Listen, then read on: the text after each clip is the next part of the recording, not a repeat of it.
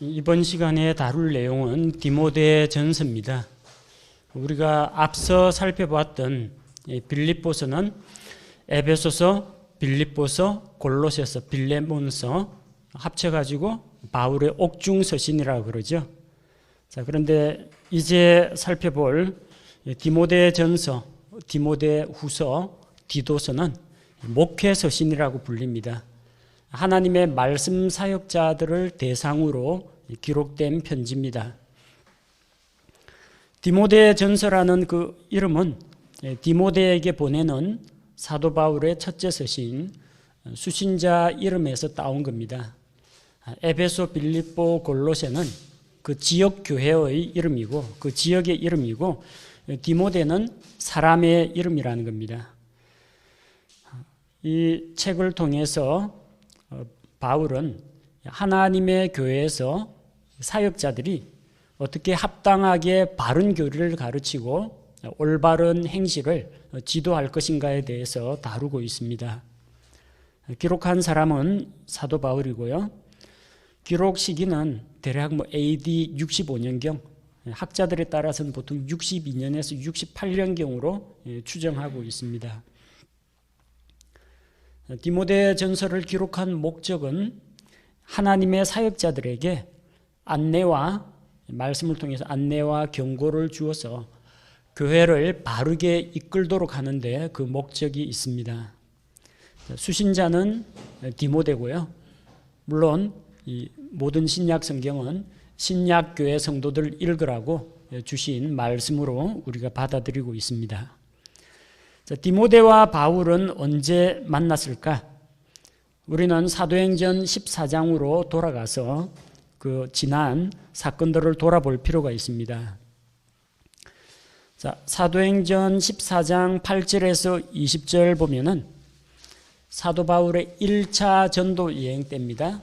이제 안디옥에서 출발해서 마가 요한을 데리고 바울과 바나바가 복음을 전하러 갔을 때 그 중에 한 도시가 8절에 나오는 우르스드라입니다. 이 우르스드라에서 발이 허약한 어떤 사람이 불구가 되어서 걸어본 적이 없는 사람인데 바울이 그의 병을 고쳐주었습니다. 자, 바울이 행한 이 일을 보고 주변에 있는 사람들이 깜짝 놀라서 신들이 사람들의 모습으로 우리 가운데 내려왔다. 그래서 바나바는 주피터, 제우스라고 생각을 하고 바울은 직접 말을 하는 사람이기 때문에 머큐리라고 헤르메스라고 생각을 했습니다. 루스드라에 있던 이 신전의 제사장이 소와 꽃다발을 가지고 와서 사람들과 함께 바울 바나바 일행에게 희생물을 바치려고 하는데 바울이 그걸 뜯어말리죠. 우리가 전하는 것은 너희가 이런 허탄한 우상숭배를 피하라고 이렇게 가르치는 것이다. 그러면서 그들에게 말씀을 전합니다. 이때 바울의 1차 전도 여행 때 복음이 거기에 전파가 됩니다. 근데 거기에서는 얼마 있다가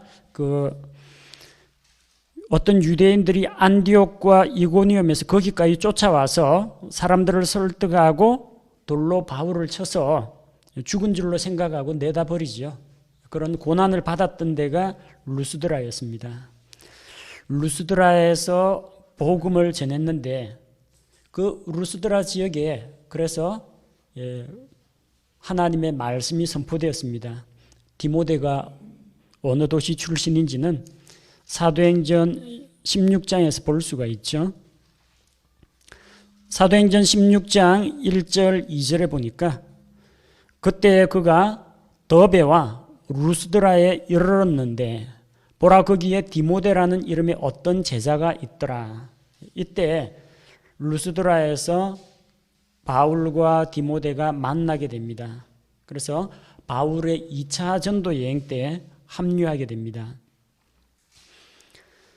자, 바울의 2차 전도 여행이라면 이때 바울과 실라가 함께 다니죠. 마가 요한이 도중에 탈락했기 때문에 바울은 데리고 갈 수 없다 해서 바나바하고 갈랐습니다. 그래서 바울과 실라가 짝을 이루어서 가는데 그 수종 들던 마가 요한 대신에 아마 그 자리에다가 디모데를 배치했다고 볼 수가 있습니다. 그 디모데 집안 내력을 보면 디모데후서 1장 5절에 보니까 할머니 로이스가 있고요. 어머니 유니게가 있습니다. 그래서 할머니 로이스에게 있던 믿음, 어머니에게 유니게에 있던 그 믿음이 지금 내 안에도 있다. 그렇게 이야기하면서 믿는 집안에서 그가 자라났다는 걸 볼 수가 있죠. 그의 어머니는 믿는 유대인 여자였고 자기 아버지는 그리스 사람이었습니다.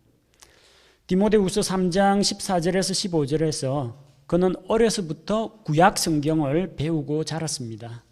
그가 어려서부터 그리스도인이었다는 이야기는 아닙니다. 어려서부터 유대인들의 율법과 하나님의 약속의 말씀 이런 것들을 충분히 배우고 자랐습니다. 그래서 이 더베와 루스드라에서 디모데를 만나가지고 그를 데리고 갑니다. 사도행전 16장 3절에 바울이 그를 데리고 가려 할 때 그 지역에 있던 유대인들로 인해서 그를 데려다가 할례를 행합니다. 아버지가 그리스 사람이다 보니까 난지 8일 만에 할례를 받아야 되는데 이제 할례를 받지 않은 거죠. 자, 그게 유대인들에게는 이제 걸림이 될 수가 있습니다. 바울이 이 디모데를 데리고 같이 여행도 다니고 성전에 들어가고 하면 이방인들은 성전 안에 못 들어가고 그럽니다. 자, 그렇기 때문에 유대인들 때문에 그냥 할례를 행합니다. 자, 그렇게 하고 디모데전서 4장 14절 그리고 디모데후서 1장 6절을 보면은 그가 사역자로 세움을 받았다는 것을 알 수가 있죠. 디모데전서 4장 14절에 내 속에 있는 선물, 곧 장로회에서 안수할 때에 대언으로 내게 주신 그 선물을 소홀히 여기지 말라라고 했습니다. 그리고 디모데후서 1장 6절 그러므로 내가 안수함으로 내 속에 있게 된 하나님의 선물을 내가 불붙이게 하려고 너로 하여금 기억하게 하노니. 이게 뭐 바울이 안수하니까 뭐 선물을 받았다 그런 의미가 아니고요. 사역자로 세워졌다는 겁니다. 사역자 임명할 때 목사와 지역교회 그 장로들 감독 해당된 사람들이 함께 손을 얹고 안수하고 그 교회의 말씀 사역자로 세우는 겁니다. 그래서 그가 은사를 받았다는 게 무슨 신비 체험을 해가지고 바울이 손을 얹으니까 신비 체험을 해서 신기한 은사를 받았다는 이야기가 아니고요. 하나님께서 세우신 그 은사 가운데 특별한 은사가 있죠. 사도, 대언자, 복음전도자, 목사 겸 교사. 목사 겸 교사라는 그런 선물을 받은 겁니다. 하나님께서 그런 가르치는 재능이 있고 목사 일을 할 수 있는 그런 사람을 세우시고 그걸 교회에다가 선물로 또한 주셨다는 겁니다. 그래서 그것을 기억하고 그때 대언의 말씀을 통해서 그에게 주어졌던 그 사명을 기억하고 잊지 말라는 겁니다. 사도행전 19장 22절 그리고 20장 4절에서 그는 바울을 수행하고 있는 것을 볼 수가 있습니다.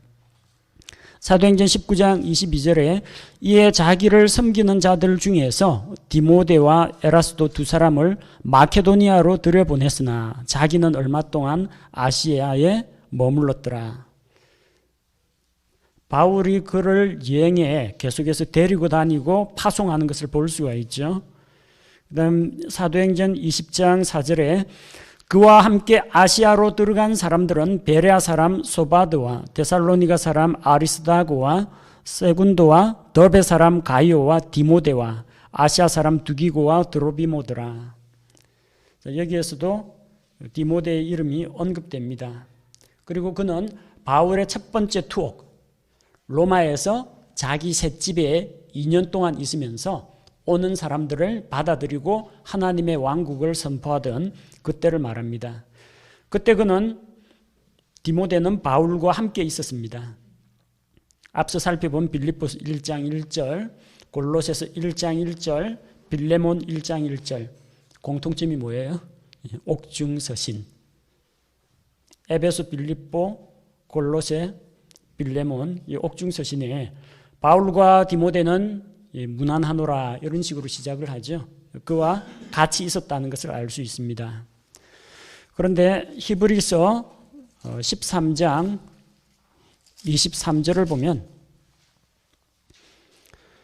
디모데 역시 말씀을 전하다가 감옥에 갇혔었다는 것을 볼 수가 있죠.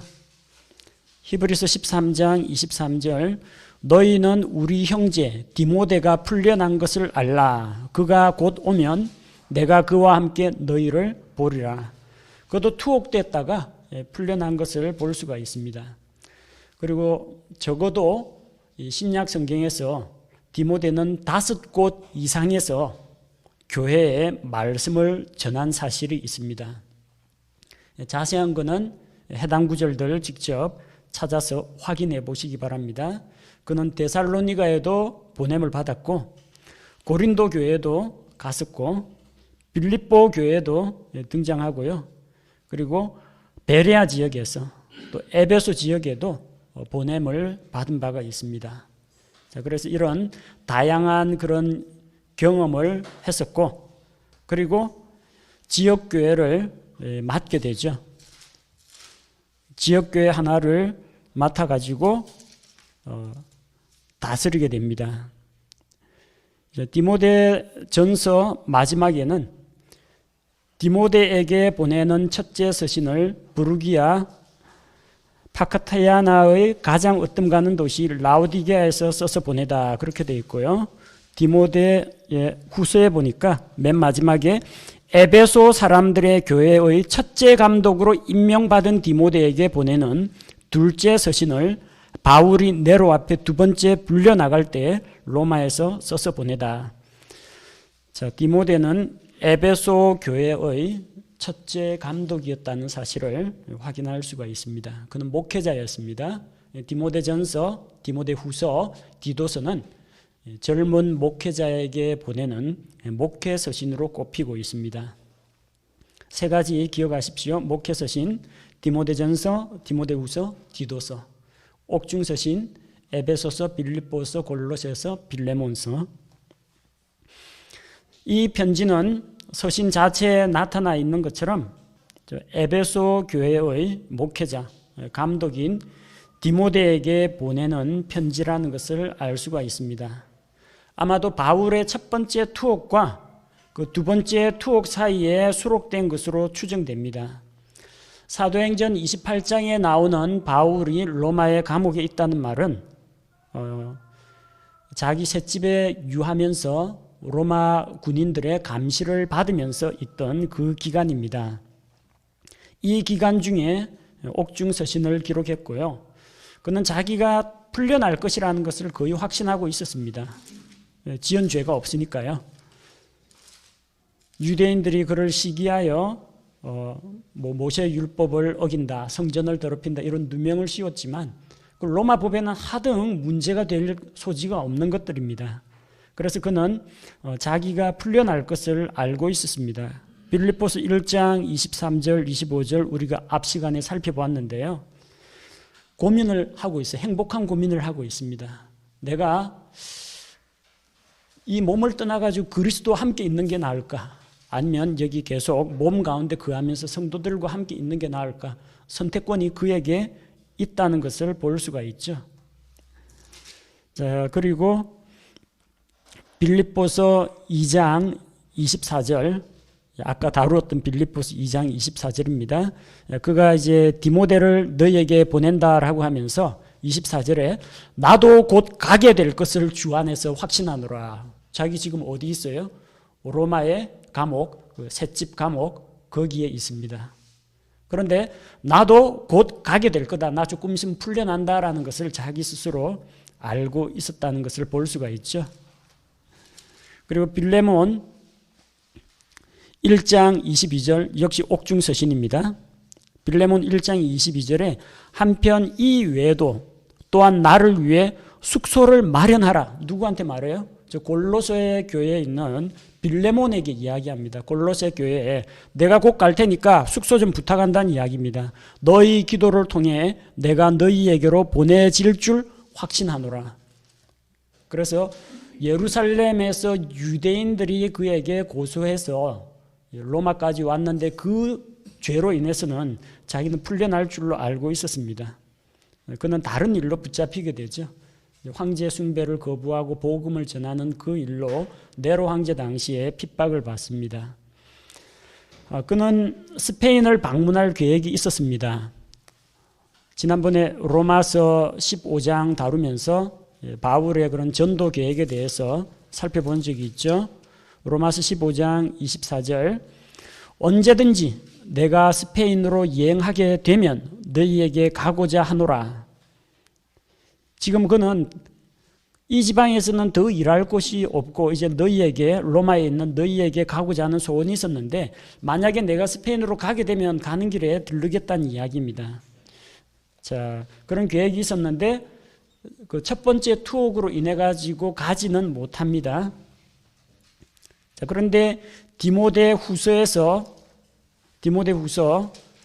4장 7절에서 죽음을 앞둔 그 마당에서 바울이 말하기를 내가 선한 싸움을 싸우고 나의 달려갈 길을 마치고 믿음을 지켰은즉 선한 싸움을 싸우고 믿음을 지키고 이 달려갈 길을 모두 마쳤다라는 거예요.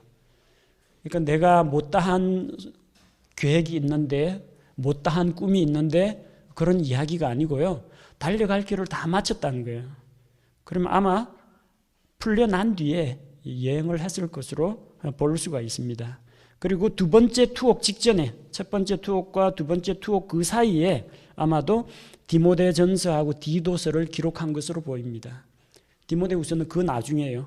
디모데후서는 바울이 네로 앞에 두 번째 불려 나갈 때에 그때 로마에서 썼다라고 했습니다. 디모데전서와 디도서는 거의 비슷한 시기에 기록이 되었습니다. 그리고 AD 64년경에 네로가 로마의 그 대화재 사건에 대해서 책임을 그리스도인들에게 돌리죠. 불이 난 그 책임을 자기는 불타는 로마를 보면서 씨를 엎조리면서 있었는데 누군가는 희생양이 필요하니까 이거 그리스도인들이 한 짓이다 해서 로마의 그런 민심을 공격적인 그런 태도를 전부 그리스도인들에게 전가시켜 버립니다. 자, 그 와중에 바울 역시 체포되어 가지고 사형 선고를 받습니다. 그리고 바울의 그런 두 번째 투옥과 마지막 투옥 그 기간 중에 두 번째 투옥이 일어나고 그 마지막 투옥 기간 중에 디모데 후서를 그때 기록했다는 겁니다. 자, 옥중서신은 바울의 첫 번째 투옥 기간에 옥중서신이 기록되고요. 그 다음에 풀려나고 나서 첫 번째 투옥과 두 번째 투옥 그 사이에 잠시 풀려났을 그때에 디모데전서와 디도서가 기록되고 두 번째 투옥과 마지막 투옥 기간 중에 디모데후서가 기록이 됩니다. 이 디모데후서에서는 하나님의 사람, 목회자가 하나님의 교회 안에서 어떻게 행해야 할 것인가 거기에 대한 지침을 제공하고 있습니다.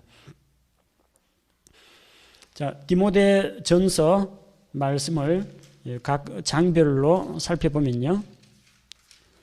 자, 디모데전서는 전체 1장부터 6장까지로 구성이 되어 있습니다. 자, 1장에서는 하나님의 교회와 교회가 붙잡아야 할 바른 교리에 대해서 이야기하고 있습니다. 1장 1절에서 3절은 자기가 예수 그리스도의 사도가 되었다는 것과 믿음의 아들 디모데에게 편지한다고 했습니다. 디모데는 어려서부터 구약 성경을 배워왔는데 아마도 바울을 통해서 바울이 그 루스드라에 복음을 전할 그때 바울을 통해서 믿음 안에 있는 그 구원을 받게 된 것이 아닌가. 그래서 바울이 그를 아들이라고 부르고 있습니다. 자, 교회 안에 왜 바른 교리가 필요하냐? 4절에서 11절 말씀을 보면요. 바울이 마케도니아로 갈 때에 디모데가 에베소에 계속 머물러야 한다라고 이야기했습니다.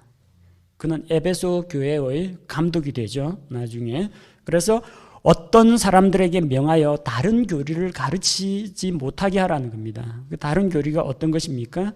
사람들이 꾸며낸 이야기, 족보 이야기, 유대인들의 율법주의, 이런 것들, 그런 쓸데없는 거짓 교리와 논쟁을 하는데 시간을 보내지 말라고 했습니다. 건전한 교리에 벗어나는 자, 역행하는 자들, 그런 사람들에게는 하나님의 율법이 있습니다. 율법이 왜 나왔습니까? 어려운 사람 때문이 아니라 법을 무시하는 자, 그런 자들, 하나님이 주신 건전한 교리에 역행하는 것으로 인해서 그런 율법이 만들어졌습니다.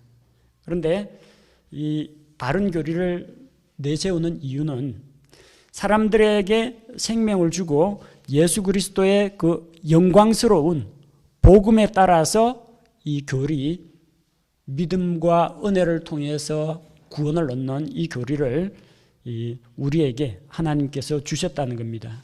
그래서 하나님께서 주신 이 기초적인 복음의 진리, 그 이외에 다른 것들을 가르치지 못하도록 하라는 겁니다.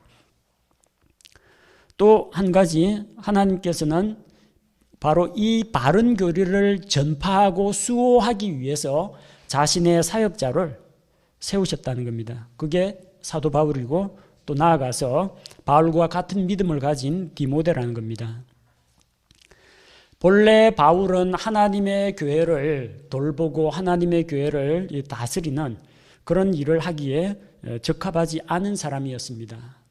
왜냐하면 그는 주를 대적했고 교회 성도들을 핍박했던 사람입니다. 그럼에도 불구하고 주께서 바울에 대해서 오래 참으시고 긍휼을 베푸셔서 그에게 사역을 맡기셨다는 겁니다. 하나님의 사역을 맡기셨다. 역시 이 사역은 디모데에게도 맡겨졌습니다. 그래서 디모데에게 이야기하기를 전에 너에 관하여 주어진 대언들에 따라 내가 내게 이 책무를 주노니 너는 그것들을 힘입어 선한 싸움을 싸우며, 이건 전에 너에게 관해 주어진 그 대언들이 뭐냐면요, 바울과 이 장로들이 장로회에서 디모데에게 안수하면서 그를 세울 때, 목회자로 세울 때, 그때 신약 성경 아직 나오기 전입니다. 대언의 말씀이 나왔다는 거예요. 디모데는 어떤 사역을 감당해야 한다고 하나님의 말씀이 직접 전달된 겁니다. 그 대언들에 따라서 이 책무를 준다고 했는데 어떤 내용요? 믿음의 선한 싸움을 싸우며 사람들에게 복음을 전하는 전도자로 세운다는 겁니다. 자, 그래서 사역자로서 하나님의 부르심을 받아가지고 건전한 교리를 수호하고 사람들을 가르치며 그리고 영적인 그런 싸움을 싸울 필요가 있다는 것을 이야기합니다. 2장으로 와서는 하나님의 교회와 교회의 질서에 대해서 다루고 있습니다.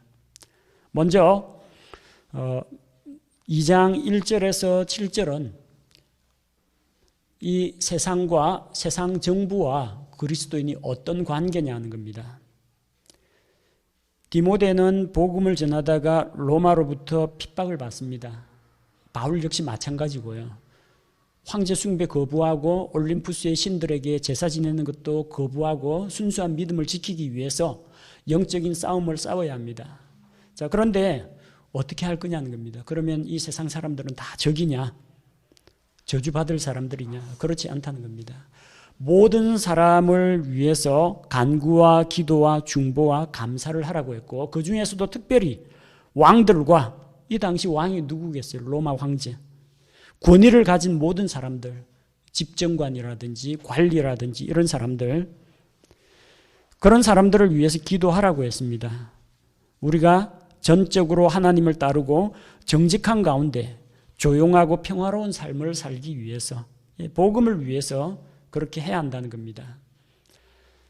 그 당시에 세계의 거의 3분의 1을 장악한 로마, 그 로마가 태평성대를 누리던 그런 시기를 팍스 로마나라고 하죠. 로마의 평화. 그 시기.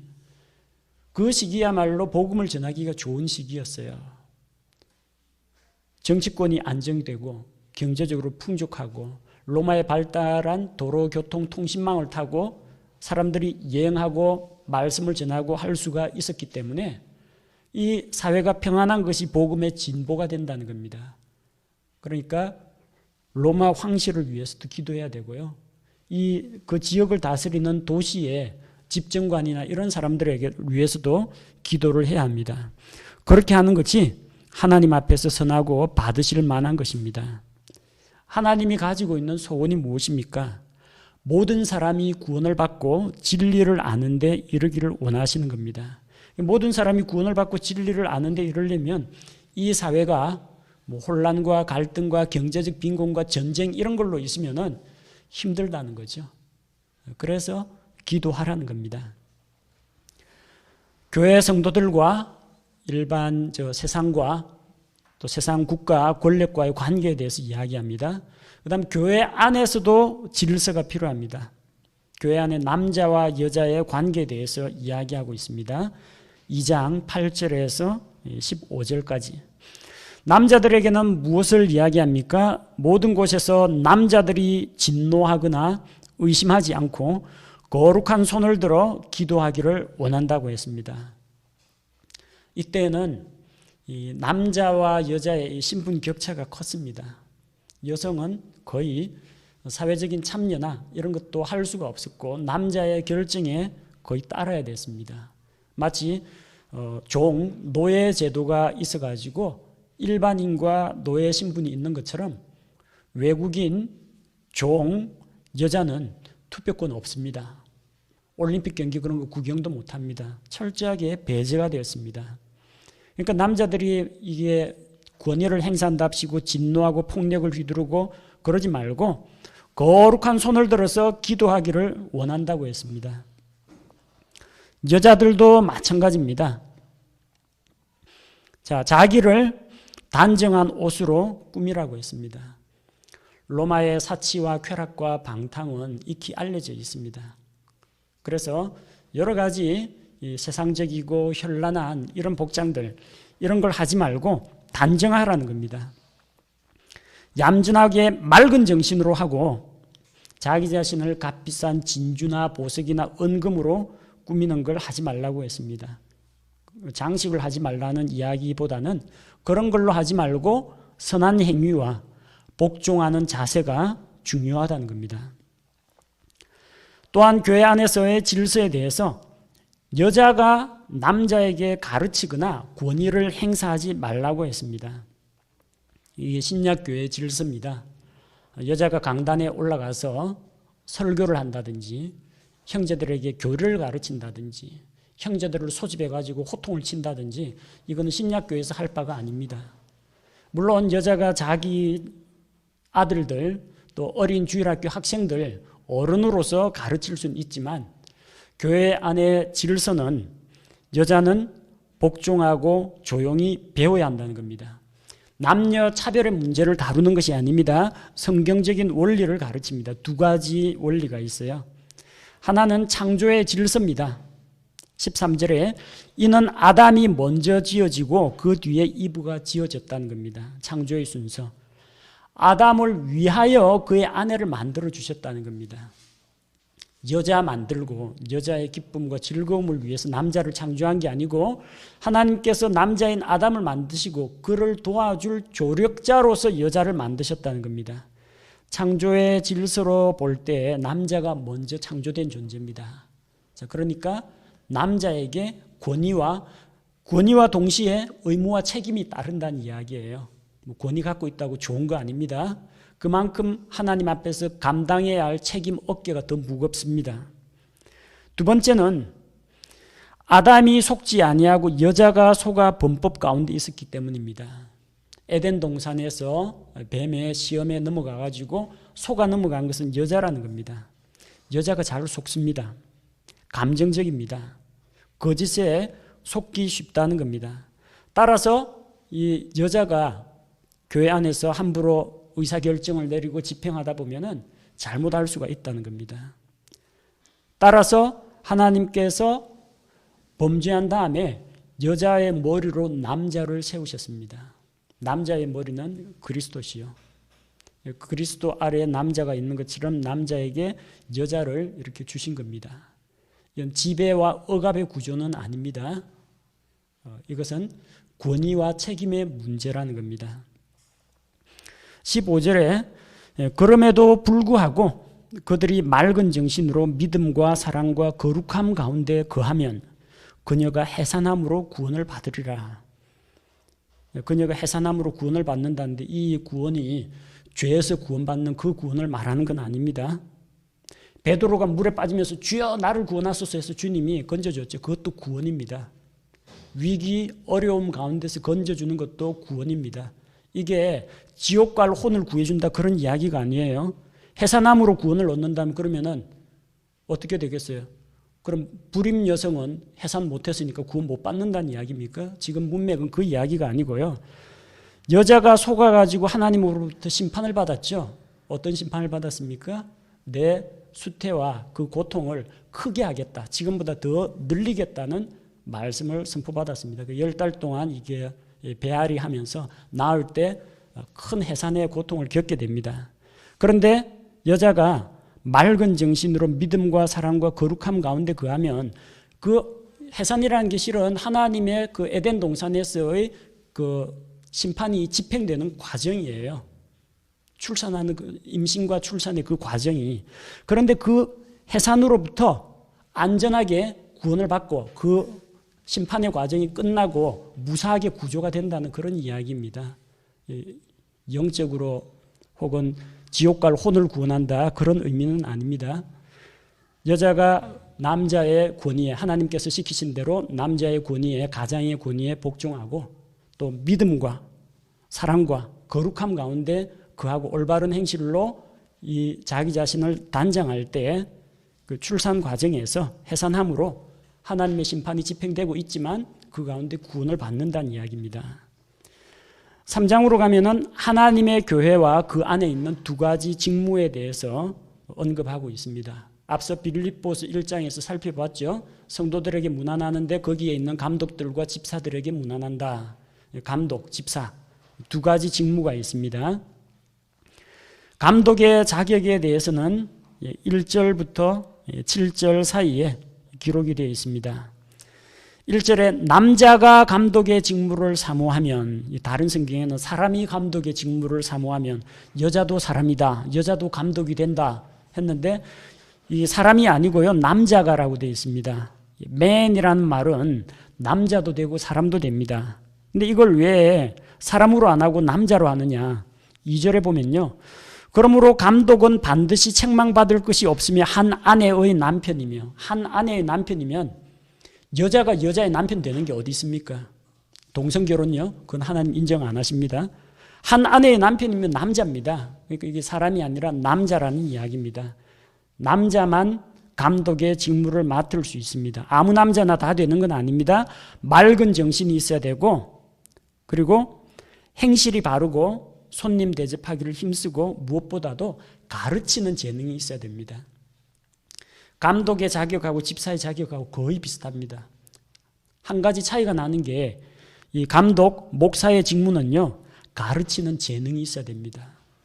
말씀을 강단에서 선포하고 가르치고 성경 공부 이런 거 인도하고 못하면 목회 못합니다. 반드시 그런 가르치는 은사가 뒷받침이 되어야 목회 일을 할 수가 있습니다. 또한 이 도덕적인 면, 사회적인 측면에서 자기를 술에 내주지 아니하며 폭력, 구타를 행사하지 아니하며 더러운 이익을 탐내지 아니하며 인내하며 말다툼하지 아니하며 탐욕을 부리지 아니하며 그의 사회적인 또 도덕적인 법적인 삶의 모습에 대해서 이야기하죠. 그 다음에는 자기 가정 문제입니다. 자기 집을 잘 다스려야 됩니다. 자기 자녀들을 모든 위험으로 말씀의 권위로 복종시켜야 됩니다. 수신제가 치국 평천하라고 했는데 사람이 자기 집도 제대로 다스리지 못하면서 교회를 다스린다, 그런 건 할 수가 없다는 겁니다. 또한 초신자는 하면 안 된다는 겁니다. 교만해서 마귀의 정죄에 빠질 수가 있기 때문에 그리고 교회 바깥에 있는 사람들로부터도 좋은 평판을 받아야 됩니다.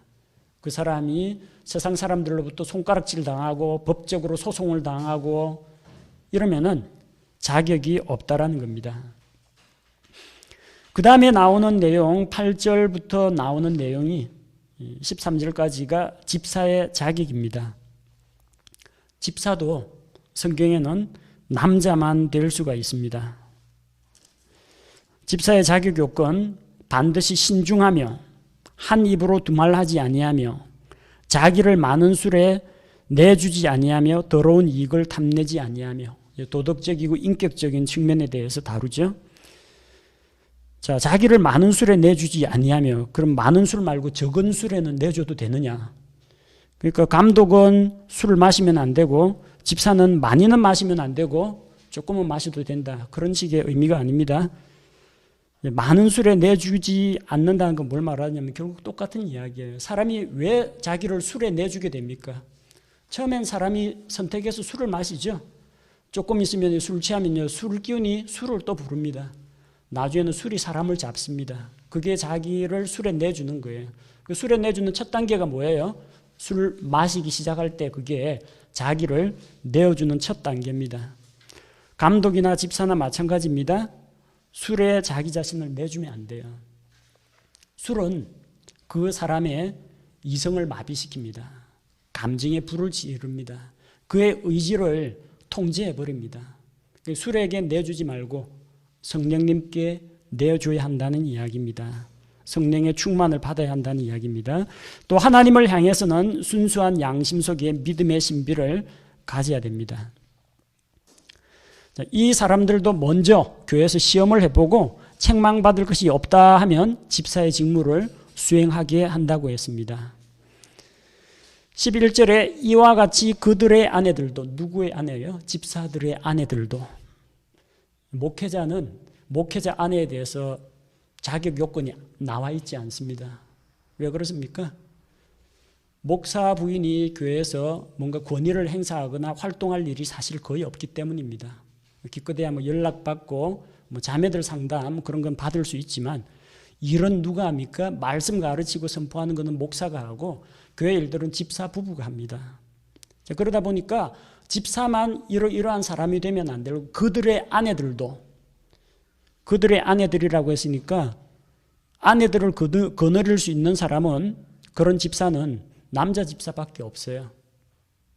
그들의 아내들도.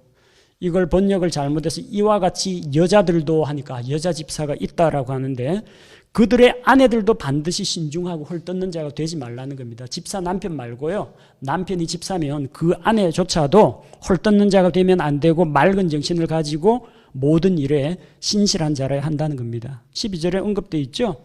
집사들은 한 아내의 남편이어야 됩니다. 총각 집사는 없습니다. 여자 집사도 성경에는 안 나옵니다. 또 목사하고 똑같아요. 자기 자녀들을, 자기 집안을 잘 다스려야 한다. 자, 이런 조건들이 따르고 있습니다. 그 다음에 3장 14절에서 16절 하나님의 성품의 신비, 16절에 나오죠. 무엇이 신비한 일입니까? 영원하신 하나님, 거룩하신 하나님께서 사람의 몸으로 오셨다는 겁니다. 하나님께서 육체 안에 나타나시고, 그는 육체 가운데 나타나시고가 아닙니다. 하나님께서 육체 안에 나타나신 게 신비입니다. 창조주께서 창조물의 몸으로 오셨다는 겁니다. 자, 이 놀라운 신비, 그 신비에 대해서 이야기하고 있습니다. 예수 그리스도의 성육신에 대한 이야기입니다.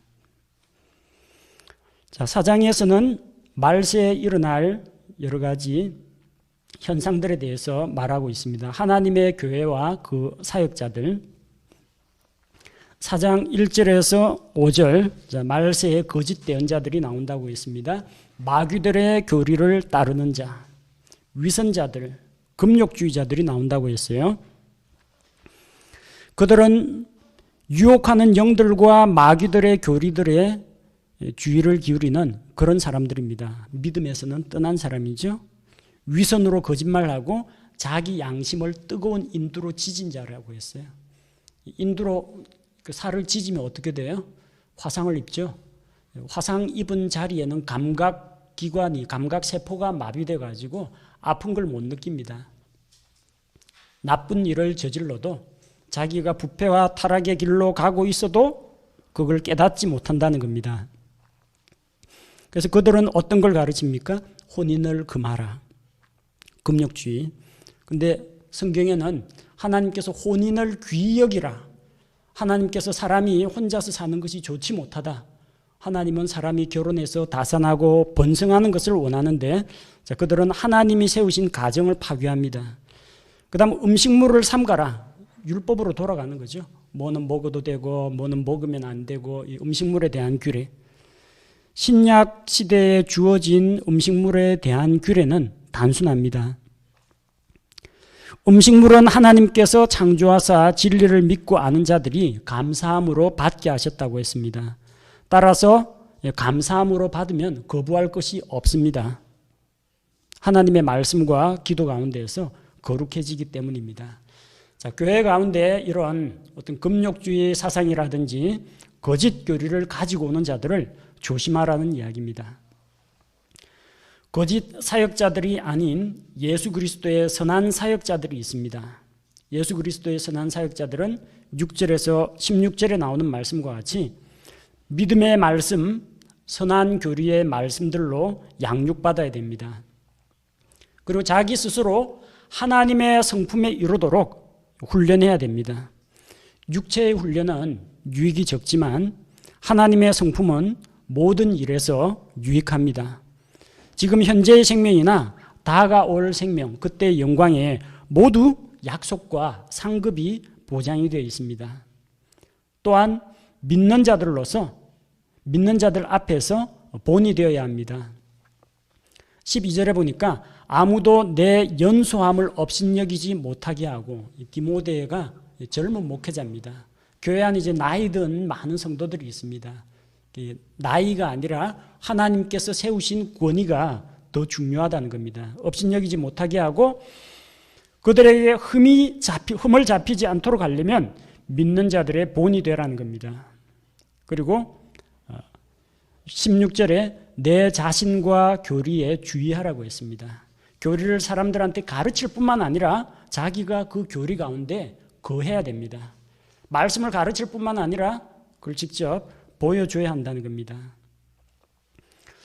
5장에서는 하나님의 교회와 그 안에 있는 성도들을 어떻게 대할 것인지 언급하고 있죠. 형제와 자매들을 대하여, 나이 든 형제들에 대해서는 아버지처럼 대하고, 젊은 남자 형제들은 자기 친형제처럼, 나이 많은 자매들, 연로한 여자들은 어머니 대하듯이 하고, 젊은 여자들은 온전히 순결하게 자매처럼 대하라고 했습니다. 친자매처럼, 누나 여동생처럼 그렇게 대하라고 했습니다.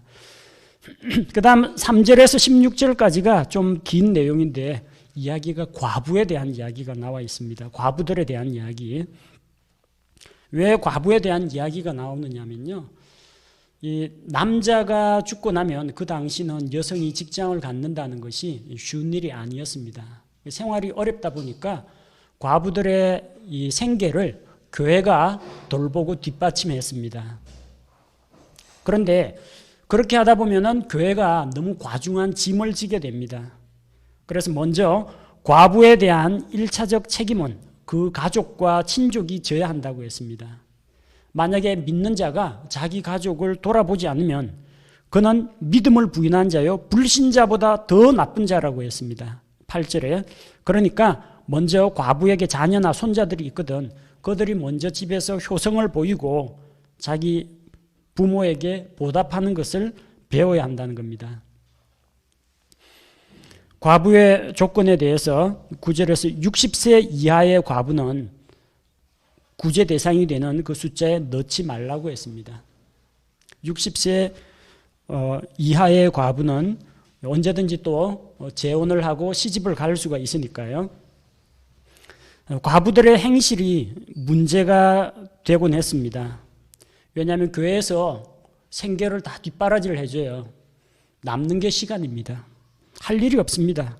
13절 나오는 것처럼 게으르게 지내는 것을 배웁니다. 늦지막히 일어나고 일 안 해도 먹고 살 수 있고, 그러다 보니까 집집마다 돌아다니면서 게으를 뿐 아니라 수다쟁이가 되고 참견하기 좋아하고 이 말 많은 사람들이 있죠. 이 집 저 집 돌아다니면서 쓸데없는 헛소문이나 퍼뜨리고 성도들의 뒷담화나 하고 이러는 사람들이 있다는 겁니다. 자기들이 마땅히 말하지 말아야 될 것을 말하는 그런 과부들의 행실에 대해서 문제를 제기합니다. 자, 그래서 정말로 참 과부를 도와줘라, 그런 내용으로 권면하고 있고, 그 다음에 이제 장로들에 대해서 이야기합니다. 5장 17절에서 25절. 잘 다스리는 장로들을 2배나 존경할 자로 여기라. 그 가운데 특별히 말씀과 교리로 수고하는, 설교하고 말씀 선포하는 자를 그리하라고 했습니다. 성경 기록에 나오는 곡식을 밟는 소의 입에 마개를 씌우지 말라고 했습니다. 소가 일하면서 곡식 밟고, 그래서 이 타작마당에서 일하는데 일한 만큼 소도 뭔가를 주워 먹어야 되죠. 마찬가지로 하나님의 사역자들이 교회에서 자기가 수고한 것에 대해서 성도들로부터 도움을 받는 것은 결코 부끄러운 일이 아니라는 겁니다. 또한 장로에 대해서는 함부로 고발, 고소 이런 걸 하지 말라고 했습니다. 확실한 그런 증인들이 나서기 전에는 함부로 송사를 받지 말라고 했습니다. 자, 이런 교회 안에서 질서들, 이런 것들에 대해서 언급하고, 또 디모데에게 짤막하게 이야기하죠. 디모데가 위장이 좀 안 좋았나 봅니다. 더 이상 물만 마시지 말고 내 위장과 자주 있는 병을 위하여 포도즙을 조금 쓰라고 했습니다. 포도주 마시라고 한 거 아닙니다. 위장병 있는 사람이 술 마시면 더 큰일 납니다. 포도즙을 먹음으로써 제 몸에, 요즘도 뭐 포도즙이 효과가 있다라고 하는데, 그 포도즙을 통해서 이 위장과 자주 있는 그런 질병을 억제할 수 있다는 것을 권면하고 있습니다. 6장에서는 하나님의 교회와 그 교회 성도들에게 권면의 말씀을 주고 있습니다. 종과 주인의 관계, 종은 주인을 존경하고 잘 섬기라, 그런 이야기고, 성도들로 하여금 거짓 교리, 오류와 탐욕에 빠지지 않도록 경계하고 있습니다. 잘못된 교리를 퍼뜨리는 자들, 교만한 자, 시기, 다툼, 언쟁, 돈에 대한 욕심, 이런 것들을 경계하고 있습니다. 자, 이런 것들은 너희가 다 버리고, 디모데 너는 믿음의 선한 싸움을 싸우고 하나님께 대한 바른 신앙 고백을 가져라. 또한 부자들은 자기가 가지고 있는 재물을 신뢰하지 말고 오로지 하나님만을 신뢰할 것을 말하고 있습니다. 또 이 세상 철학, 거짓 과학, 헛된 말장난, 쓸데없는 분쟁이나 이 논쟁, 이런 것들을 하지 말라는 겁니다. 이것은 목회자로서 합당하지 않은 겁니다. 목회자는 그냥 진리를 선포하고 거짓 교리를 발견하면 그게 왜 잘못됐는지 지적하고 책망해주고 선포하고 행하라, 가르치면 됩니다. 그걸 가지고 내가 맞니 네가 맞니 계속 쓸데없이 논쟁이나 다툼만 하다 보면 이야기는 끝이 나지 않습니다. 헛된 말장난이나 이런 반론들, 변론들 이런 데 휩싸이지 말라는 겁니다. 자, 디모데는 이 서신을 라오디게아에서 기록해서, 바울은 디모데의 전서를 디모데에게 보내는 이 서신을 라오디게아에서 기록해서 그에게 보냈습니다. 그래서 이 디모데의 목회 사역에 대해서 조언을 하고 올바른 지침을 제공하는 그런 목회 서신이 바로 이 디모데 전서입니다.